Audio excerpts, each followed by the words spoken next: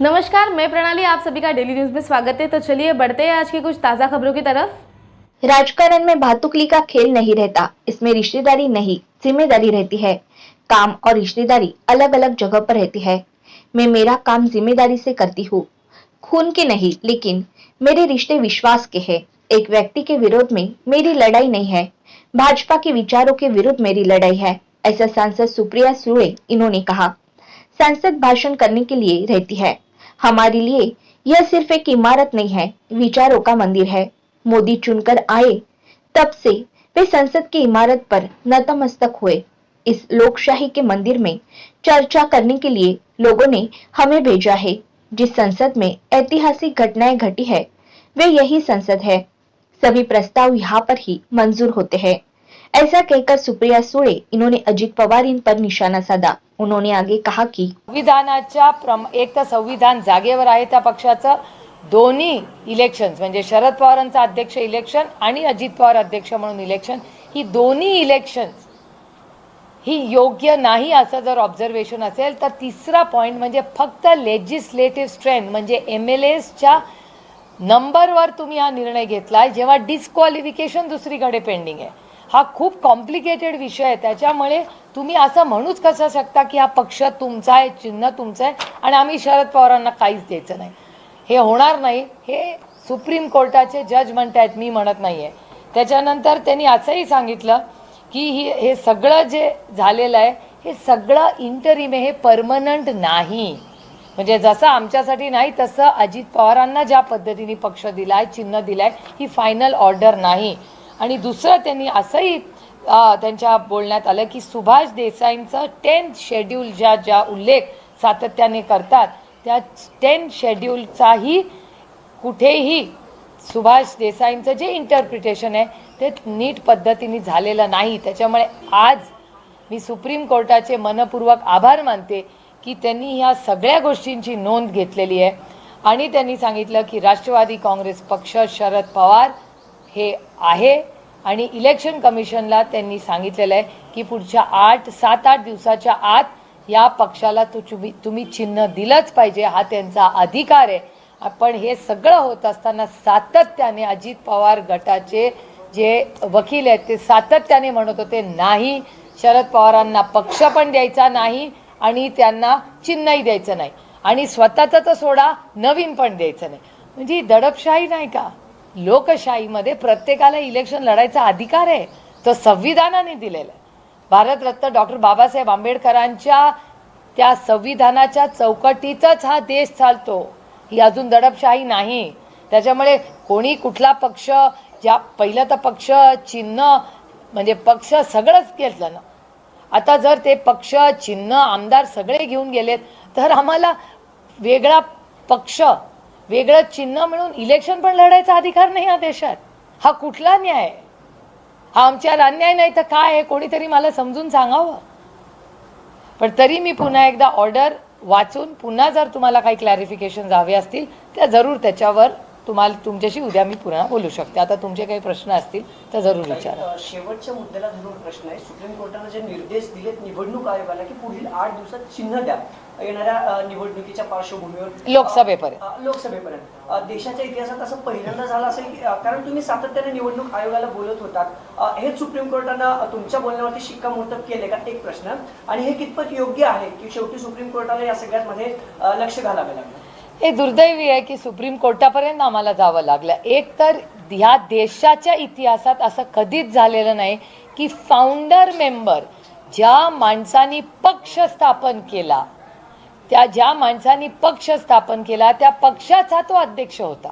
माझी एवढीच माफक अपेक्षा होती की तुमचे काही जर मतभेद जे काही तुम्हाला म्हणायचं असतील तर जरूर तुम्हाला तो अधिकार आहे, लोकशाही आहे।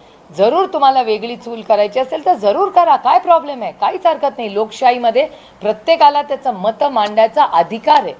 त्यांनी एक वेगळा पक्ष, वेगळा चिन्ह घेऊन कामाला लागावं। तरी त्यांनी आदरणीय पवारसाहेब, आणि हे कोणीही व्यक्ती म्हणून वाढत नाही, हा एक विचार आहे। आदरणीय पवारसाहेबांबरोबर 6 दशक हे राज्य आणि देश उभं राहिलेलं आहे। चांगल्या वाईट काळात लोक त्यांच्याबरोबर उभे राहिलेले आहेत आणि त्यांनी या देशाची सेवा केली आहे. त्यांना पद्मविभूषण यांच्याच त्यांच्या या भारताच्या योगदानासाठी दिलेलं आहे. आणि या 83 वर्षाच्या योद्ध्याकडून त्यांनी स्थापन केलेला पक्ष, त्यांनी काढलेला ते असलेले अध्यक्ष असलेला पक्ष ज्या पद्धतीने काढून घेतलाय, दुर्दैव आहे. ते तर केलं, पण पुढेही आदरणीय पवार साहेबांनी दुसरं काही करायचं नाही, त्यांना चिन्ह द्यायचं नाही. ही कुठली म्हणजे हा रडीचा डाव नाही तर काय मला सांगा. राष्ट्रवादी काँग्रेस पक्ष शरदचंद्र पवार यावरच खरं तर आक्षेप घेतला होता. हे दुर्दैव आहे, कारण तो पक्ष चिन्ह सगळं गेलं तुम्ही म्हटला. तर हे कसं बघता तुम्ही, कारण ह्याच्यावर जवळपास तुम्ही म्हटलं की 10-15 मिनिटं त्याच्यावर आर्ग्युमेंट सुरू होते. म्हणजे मला याला रडीचा डाव नाही तर काय म्हणतात तुम्ही मला सांगा. ज्या माणसाने पक्ष स्थापन केला तो तुम्ही काढून घेतला, तो त्या माणसाला इलेक्शन लढायचा अधिकार आहे का नाही या देशात? आणि तो जर असेल तर त्याला तो अधिकार मिळालाच पाहिजे. मग ही दडपशाही होती, लोकशाही होत नाही. आणि मला आश्चर्य वाटतंय की ज्या लोकांना लोकशाही पद्धतीने इतके वर्ष निवडून दिलेलं आहे ते आज पक्ष चिन्ह तर घेतात, पण आम्ही दुसरं काही करायचंच नाही आयुष्यात, म्हणजे आमचं करिअर उद्ध्वस्त झालं तरी चालेल अशी परिस्थिती आहे. आणि आम्ही काय मागतोय, आम्ही काय मागितलंय? आम्ही तर फक्त ठीक आहे आता हे पक्ष घेऊन गेलेत, आमची कोर्टात लढाई चालेल, पण नवीन पक्ष किंवा नवीन चिन्ह हा पण अधिकार आमचा तुम्ही काढून घेणार? ही दडपशाही नाही तर काय मला सांगा. आणि हे भारताच्या इतिहासात कधी झाले नाही. तुम्ही विचार करा, आता काय म्हणलेत माननीय सुप्रीम कोर्ट असं म्हणाले की पाकिस्तानमध्ये शेजारच्या देशात काय झालं हे बघा, आपल्याकडे तसं होता कामा नये. म्हणजे महाराष्ट्राची परिस्थिती ही शेजारच्या देशाशी होते, पाकिस्तानशी होते. हे दुर्दैव आहे.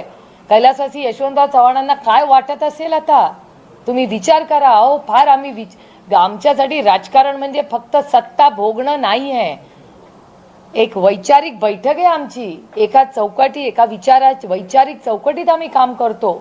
आमची वैचारिक लढाई आहे, आमची वैयक्तिक लढाई कुणाशीही नाही, आमची वैचारिक लढाई आहे. आणि हाही अधिकार तुम्ही आमच्याकडून काढून घेणार की आम्ही इलेक्शन पण लढायचं नाही आणि चिन्ह पण नाही?